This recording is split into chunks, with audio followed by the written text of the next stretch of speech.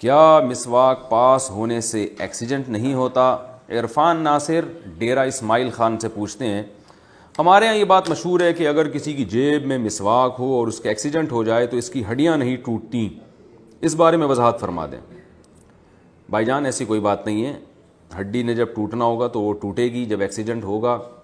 تو اللہ معاف فرمائے، ہڈی بھی ٹوٹتی ہے، سب کچھ ہو سکتا ہے، اللہ تعالیٰ سب مسلمانوں کی اچھے کی رپورٹ رکھے، سب کی کو محفوظ رکھے اللہ تعالیٰ۔ تو ایسی کوئی بات نہیں ہے، بلکہ بعض دفعہ یہ ہوتا ہے مسواک آپ نے اگر بے احتیاطی سے رکھی ہے تو وہ مسواک گھسنے کا بھی خطرہ ہوتا ہے، گرے اور پتہ چلا مسواک گھس گئی، تو اس لیے مسواک یا پین وغیرہ رکھنے میں احتیاط کرنی چاہیے۔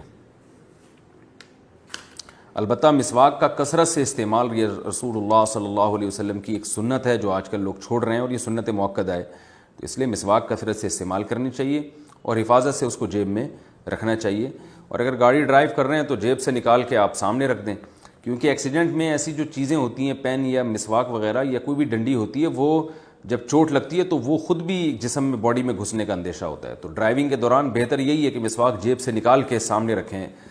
یا کسی ڈراز میں رکھیں آپ۔